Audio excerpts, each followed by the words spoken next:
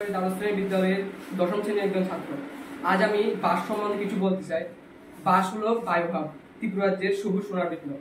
ত্রিপুরা প্রাকৃতিক সম্পদে সমৃদ্ধ একটি রাজ্য, আর এর মধ্যে বাঁশ হলো আমাদের এক অমূল্য সম্পদ। কিন্তু এই বাঁশের ব্যবহার এখনো ভালোভাবে করা হয়নি। এই বাঁশের মূল লক্ষ্য হলো ব্যাম্বু বায়ুভাব। এই প্রকল্পের মূল বিষয় হলো এই বাঁশ থেকে কেন্দ্র করে এক নতুন অর্থনৈতিক পরিবেশ, আত্মনির্ভর ত্রিপুরা গড়ে তোলা। এই প্রকল্পের মূল ভাবনা, এই প্রকল্পের মধ্যে আমাদের যে ত্রিপুরা রাজ্যের গ্রামীণ অঞ্চলে একটি বাঁশ ভিত্তিক কেন্দ্র গঠন করা হবে, যার ফলে বাঁশ থেকে বিভিন্ন মূল্যবান পণ্য, জ্বালানি, এরপরে সার উৎপাদন করা হবে। পাশাপাশি স্থানীয় যুবক যুবতী ও মহিলাদের প্রশিক্ষণ দিয়ে তাদের উদ্যোক্তা হিসেবে গড়ে তোলা হবে। এই বাঁশের কিছু কাজ আমি বলেছি। প্রথম পয়েন্ট হলো বাঁশ পণ্য উৎপাদন ইউনিট। এখানে বাঁশ দিয়ে তৈরি হবে আসবাবপত্র, গৃহসজ্জা সামগ্রী, টুথব্রাশ ও বিভিন্ন ঘরোয়া জিনিসপত্র।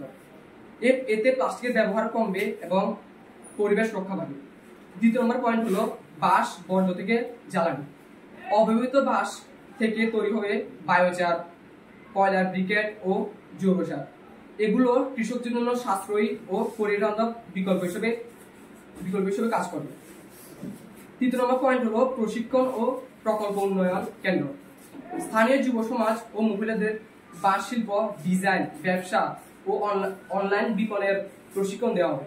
এতে গ্রামে কর্মসংস্থান বাড়বে।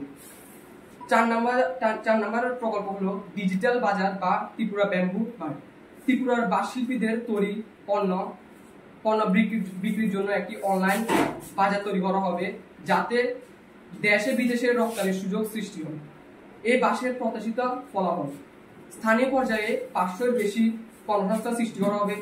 বাঁশ দিয়ে নতুন উদ্যোক্তা তৈরি করা হবে, প্লাস্টিকের ব্যবহার কমবে এবং পরিবেশ রক্ষা পাবে। এই বাঁশের আরো পরিচিতি লাভ করবে, যেমন ত্রিপুরার মধ্যে ইন্ডিয়াস ব্যাম্বু ক্যাপিটাল হিসেবে আরো পরিচিতি লাভ করবে। নমস্কার।